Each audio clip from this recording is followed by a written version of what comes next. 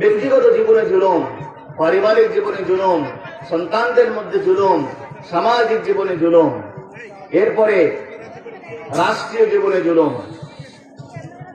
রাষ্ট্রীয় জীবনে জুলুম আমাদের রাষ্ট্রীয় জীবনে আছে না নাই?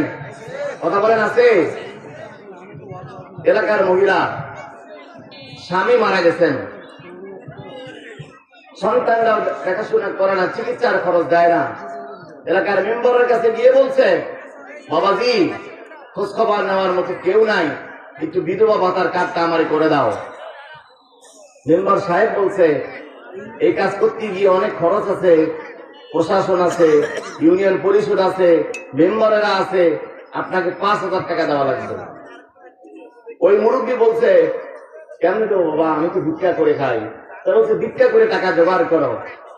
ওই মহিলা একজনের বাড়িতে 5 টাকা আর একজনের বাড়িতে 2 টাকা 6 মাস ধরে ভিক্ষা করে করে 5,000 টাকা জোগাড় করে বিধবা ভাতার কার্ড করে নেয়। এমন মেম্বার আর চেয়ারম্যান মনে হয় রংপুর বিভাগেও নাই, আছে?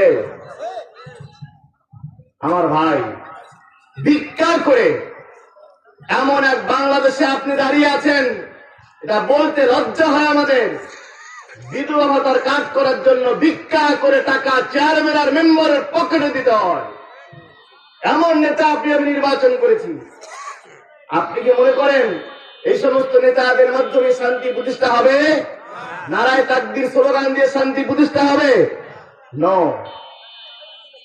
এই জন্য আপনাদের সিদ্ধান্ত নিতে হবে, ওই লোকদেরকে সিদ্ধান্ত নিতে হবে, ওই লোকদের ব্যাপারে আপনাকে চূড়ান্ত পদক্ষেপ নিতে হবে, যারা বিগত সময়ে দুইটা মন্ত্রণালয় সামলিয়েছেন, দুইটা মন্ত্রণালয়ের দায়িত্ব পালন করেছেন। এদেশে অনেক তদন্ত হয়েছে, দুর্নীতি দমন কমিশন তৈরি হয়েছে।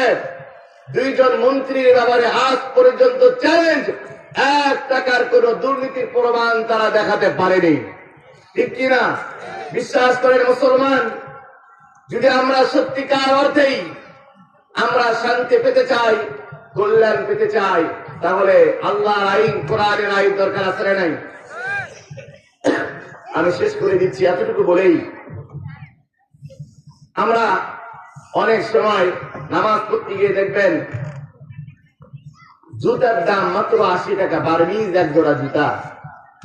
ওই 1 জোড়া জুতাও নামাজের কাতারের সামনে জুতার বাক্স, সেজদার সামনে জুতাটা রেখে দেয়। অন্যান্য দেশে যাবেন, কাতারের সামনে কোরআন শরীফ রাখা হয়।